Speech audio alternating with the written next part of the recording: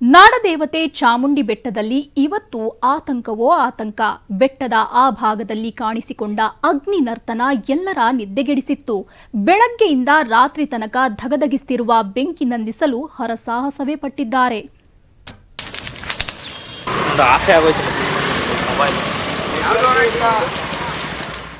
ಅಗ್ನಿ ಧಗಧಗಿಸುತ್ತಿದೆ, ಬೆಟ್ಟವೇ ಹೊತ್ತಿ ಉರಿಯುತ್ತಿದೆ.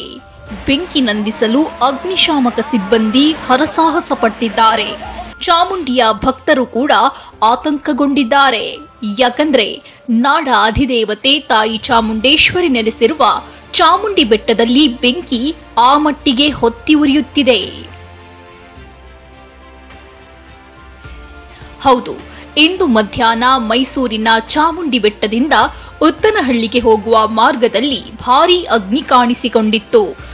ನೋಡ್ತಿದ್ದಂತೆ ಎಕರೆಗಟ್ಟಲೆ ಅರಣ್ಯ ಪ್ರದೇಶಕ್ಕೆ ವ್ಯಾಪಿಸಿತ್ತು. 7ಕ್ಕೂ ಹೆಚ್ಚು ಅಗ್ನಿಶಾಮಕ ದಳದ ವಾಹನಗಳು ಆಗಮಿಸಿ ಬೆಂಕಿ ನಂದಿಸಲು ಹರಸಾಹಸ ಪಟ್ರು. ಚಾಮುಂಡಿ ಬೆಟ್ಟದಲ್ಲಿ ಬೆಂಕಿ ನಂದಿಸುವಂತಹ ಕಾರ್ಯಾಚರಣೆ ಈಗಲೂ ಸಹ ಮುಂದುವರೆದಿದೆ. ಚಾಮುಂಡಿ ಬೆಟ್ಟದಿಂದ ಉತ್ತರಹಳ್ಳಿಗೆ ಸಾಗುವಂತಹ ರಸ್ತೆ ಮಾರ್ಗ ಮಧ್ಯದಲ್ಲಿ ರಸ್ತೆಗೆ ಹತ್ತಿರವಾಗಿಯೇ ಸಾಕಷ್ಟು ಬೆಂಕಿ ಅನಾಹುತ ಸಂಭವಿಸಿರುವಂಥದ್ದು. ಮತ್ತೆ ಅಗ್ನಿಶಾಮಕ ದಳದ ಸಿಬ್ಬಂದಿಯವರು ಸಾಕಷ್ಟು ಹರಸಾಹಸವನ್ನು ಪಟ್ಟು ಆ ಬೆಂಕಿ ನಂದಿಸೋದಕ್ಕೆ ಮುಂದಾಗಿದ್ದಾರೆ. ಅಂದರೆ ಮಧ್ಯಾಹ್ನದಿಂದ ಏನು ಬೆಂಕಿ ಅವಘಡ ಸಂಭವಿಸಿತು ಆಗಿಂದಲೂ ಸಹ ಬೇರೆ ಬೇರೆ ಭಾಗಗಳಿಗೆ ತೆರಳಿ ಆ ಬೆಂಕಿ ನಂದಿಸುವಂತಹ ಕೆಲಸವನ್ನ ಅಗ್ನಿಶಾಮಕ ದಳದ ಸಿಬ್ಬಂದಿಗಳು ಮಾಡ್ತಾ ಇದ್ದಾರೆ. ಬೆಟ್ಟದಲ್ಲಿ ಕುರುಚಲು ಪ್ರದೇಶ ಹೆಚ್ಚಾಗಿದ್ದ ಕಡೆ ಬೆಂಕಿ ಆವರಿಸಿತ್ತು. ಗಾಳಿ ಕೂಡ ಬೀಸುತ್ತಿದ್ದರಿಂದ ಅಗ್ನಿ ವ್ಯಾಪಿಸುತ್ತಲೇ ಸಾಗಿತ್ತು. ಕೊನೆಗೆ ಸ್ಥಳೀಯರ ಸಹಾಯದಿಂದ ಬೆಂಕಿ ನಿಯಂತ್ರಿಸುವಲ್ಲಿ ಅಗ್ನಿಶಾಮಕ ಸಿಬ್ಬಂದಿ ಯಶಸ್ವಿಯಾದರು. ಅಷ್ಟರಲ್ಲಾಗಲೇ 25ರಿಂದ 30 ಎಕರೆ ಕುರುಚಲು ಅರಣ್ಯ ಅಗ್ನಿಗೆ ಆಹುತಿಯಾಗಿತ್ತು.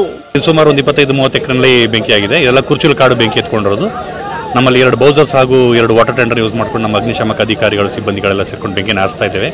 ಆಲ್ಮೋಸ್ಟ್ ಬೆಂಕಿ ನಿಯಂತ್ರಣಕ್ಕೆ ಬಂದಿತ್ತು. ಈಗ ಒಂದು ಕೆಲ ಗಳಿಗೆ ಹಿಂದೆ ಜೋರ ಸುಂಟರ ಗಾಳಿ ಬಂದಿದ್ದರಿಂದ ಕಿಡಿ ಮತ್ತೆ ಮೇಲ್ಗಡೆ ಭಾಗದ ಬೆಟ್ಟಕ್ಕೆ ಹಬ್ಬಿದೆ. ಸದ್ಯ ಬೆಂಕಿ ಸಂಪೂರ್ಣವಾಗಿ ನಂದಿಸಿದ್ರೂ ಸಹ ಅಲ್ಲಲ್ಲಿ ಬೆಂಕಿ ದಟ್ಟ ಹೊಗೆ ಆವರಿಸಿದ್ದು ಯಾವ ಕ್ಷಣದಲ್ಲಿ ಬೇಕಾದರೂ ಮತ್ತೆ ಬೆಂಕಿ ಹತ್ತಿಕೊಳ್ಳುವ ಸಾಧ್ಯತೆ ಇದೆ.